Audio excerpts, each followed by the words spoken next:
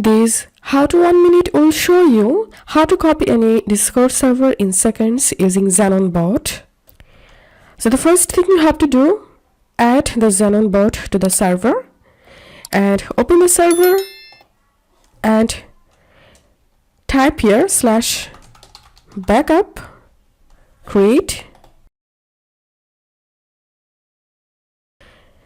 and as you can see, the Xenon bot has been successfully created a backup with this ID. So you can copy this ID